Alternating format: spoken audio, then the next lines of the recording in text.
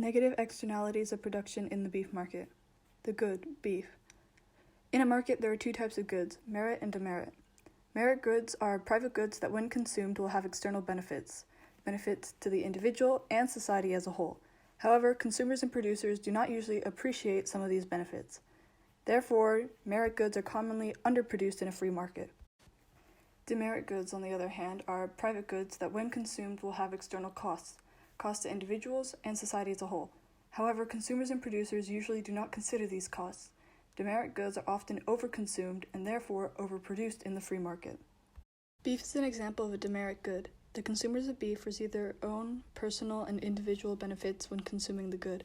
However, most consumers of beef do not consider the environmental impacts or negative externalities of the good. This leads us to discussing externalities.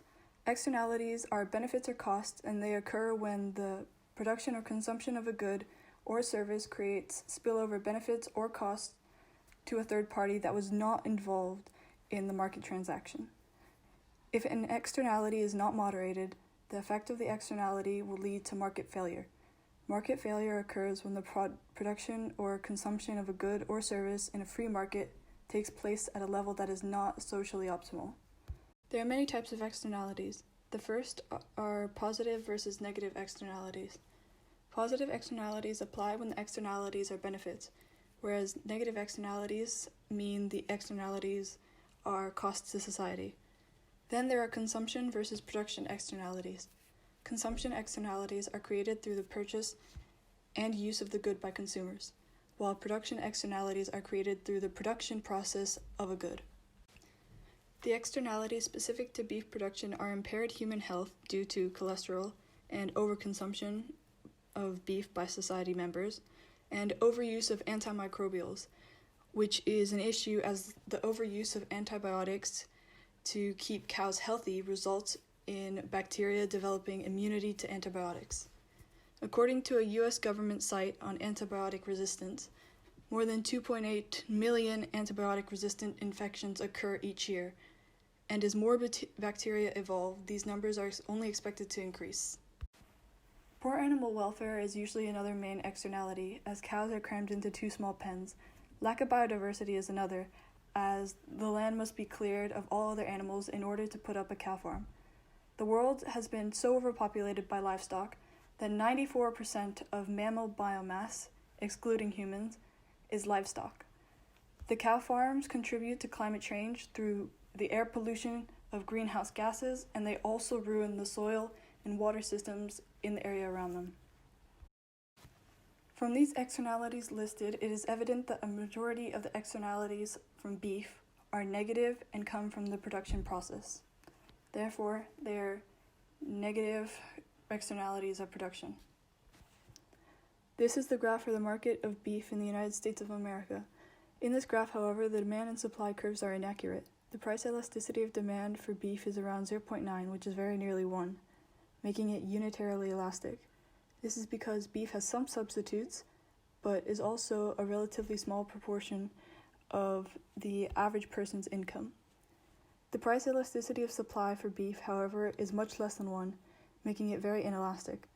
This is largely due to the time element.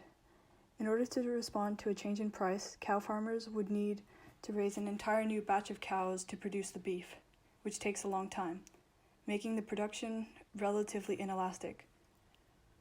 So, in actuality, the market graph would look like this. However, it is best to draw the two curves with unitary elasticity for now, as it makes the diagram clearer for the following explanation. To represent market failure, the graph is adjusted so that the supply curve represents marginal cost and the demand curve represents the marginal benefit. In the graph, the marginal social cost, the MSC, curve lies above the marginal private cost curve, because, as mentioned before, beef is a demerit good, so there are higher social costs than individual firm costs for each unit of beef produced. The marginal social benefit, MSB, and marginal private benefit, MPB, are the same curve because there are no externalities of consumption in this diagram. The market equilibrium occurs where the marginal private cost and the marginal benefit are equal. In the market for the USA, the the equilibrium price is nearly $4 and the equilibrium quantity is around 27 billion pounds of beef. At this equilibrium, the marginal social cost is greater than the marginal private cost and the marginal social benefit. This vertical difference between the marginal social cost and the marginal private cost or marginal benefit shows the negative externalities. The market is working at a socially optimal level when the marginal social cost and the marginal social benefit are equal. This occurs at the quantity that is socially optimal, represented on the graph by QSO. As it can be seen from the graph, the current equilibrium quantity is greater than the socially optimal quantity, showing that the resources are being over-allocated towards production of beef. Too much beef is being produced. Therefore, there is a welfare loss, which is represented by the gray triangle in the graph. In order to correct the market, the supply curve, or MPC curve, must be shifted left. The American government currently enacts legislation to do so. They are working together with the US EPA, United States Environmental Protection Agency, to reach certain environmental objectives. These federal mandates dictate how farmers and factories should go about production in a more environmentally friendly manner to reduce air and soil pollution. Firms now have to install new measures and reorganize their operation, increasing the cost of production and therefore shifting the marginal private cost curve to the left or upwards. However, the current legislation does not address or make up for all the costs such as the water pollution, and therefore there is still some welfare lost. To address water pollution, the EPA works with the government to give out waterways permits. These are a form of tradable permits.